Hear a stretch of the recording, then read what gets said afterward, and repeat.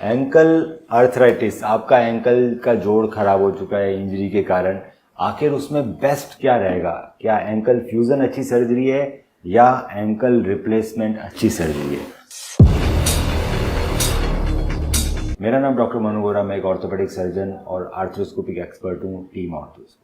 सो दोस्तों, एंकल कई बार खराब हो जाता है, जो चोट लगने की वजह से, फ्रैक्चर की वजह से एंकल का जो कार्टिलेज है वो खराब हो जाता है, उसमें डैमेज हो जाता है और उसको बोलते हैं एंकल आर्थराइटिस। इसमें सिम्टम्स ही आते हैं कि एक तो होता है पेन, कि आप जब चल रहे हैं तो एंकल में बहुत सीवियर पेन हो रहा है, एंकल का जो मूवमेंट है वो रेस्ट्रिक्ट हो रहा है, एंकल में मूवमेंट नहीं रह रहा।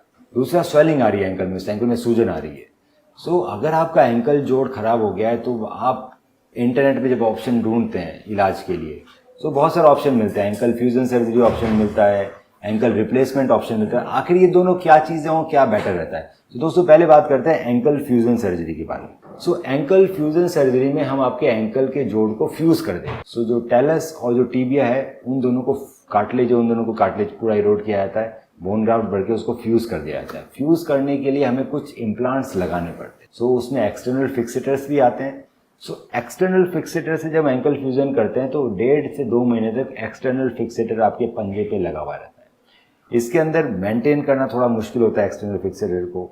जो वायर्स होते हैं उनकी साफ सफाई करते हैं, रोज करनी पड़ती है, उसमें इन्फेक्शन के चांसेस रहते हैं। एंकल के अंदर अगर आपकी इतना बड़ा जंगला लगा हुआ है तो कपड़े पहनने में डिफिकल्टी आती है, आप पैंट्स नहीं पहन सकते, आपको बहुत लूज कपड़े पहनने पड़ते हैं ताकि वो इजीली जाए, क्योंकि फिक्सेटर बड़ा होता है, उसको मैनेज करने में डिफिकल्ट आती है। तो 1.5-2 महीने बड़े परेशानी के निकलते हैं, जिसके अंदर फिक्सेटर को मैनेज करना, उससे कॉम्प्लिकेशंस को रोकना थोड़ा डिफिकल्ट होता है। इसमें दूसरा ऑप्शन आता है एंकल फ्यूजन रॉड्स।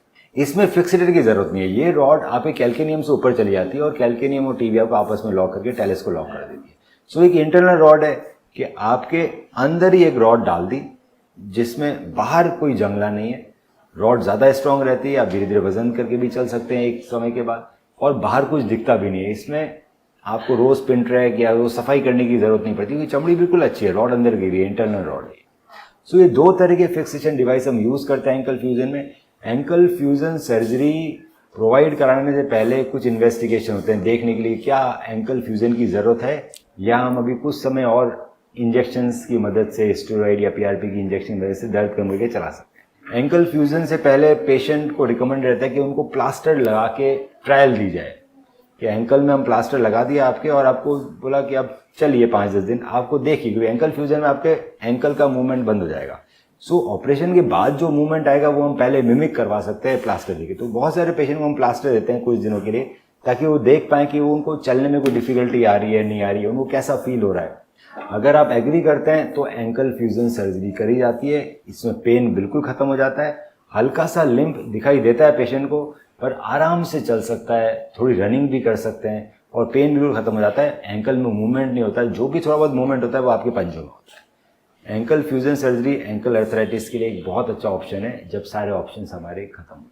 अब बात आती है एंकल रिप्लेसमेंट सर्जरी की। तो इंटरनेट पे जब आप सर्च करते हो तो बहुत सारे एंकल रिप्लेसमेंट के वीडियो दिखते हैं, एनिमेशंस दिखते हैं, अलग अलग कंपनी जो एंकल रिप्लेसमेंट इम्प्लांट बनाती है। तो दोस्तों, एंकल रिप्लेसमेंट इंडिया में अवेलेबल नहीं है।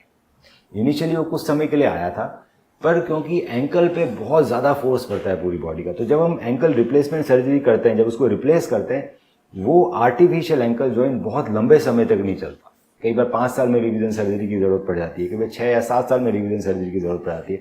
सो जैसे कि नी रिप्लेसमेंट और हिप रिप्लेसमेंट है जो बहुत लंबे समय तक चलते हैं, 20-25 साल तक, 30 साल तक, वहीं एंकल रिप्लेसमेंट बहुत कम समय तक चलता था।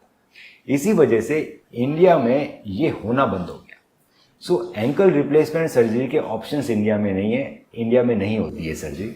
और अगर आप कहीं बाहर जाके कराने की सोचते भी हैं इस सर्जरी को, तो मूवमेंट रहेंगे, आप पेन फ्री हो जाओगे, पर आपको ये सर्जरी बार बार में करानी पड़ेगी, क्योंकि इसकी जो लाइफ है वो बहुत लंबी नहीं है। इसलिए रिकमेंड ये किया जाता है कि अगर आपको एंकल आर्थराइटिस है तो सबसे पहले उसको इन्वेस्टिगेट कराना चाहिए कि आखिर आर्थराइटिस क्यों हुई है। बहुत सारे लोगों को मालूम होता है कि उनको आर्थराइटिस क्यों हुई है, क्योंकि लॉन्ग डिजीज होती है, फ्रैक्चर हुआ, इन्फेक्शन हो, उससे आर्थराइटिस हुई। सो इन्वेस्टिगेशन में एक्सरे होते हैं, एमआरआई होते हैं, देखते हैं आखिर कितनी जॉइंट स्पेस बाकी है।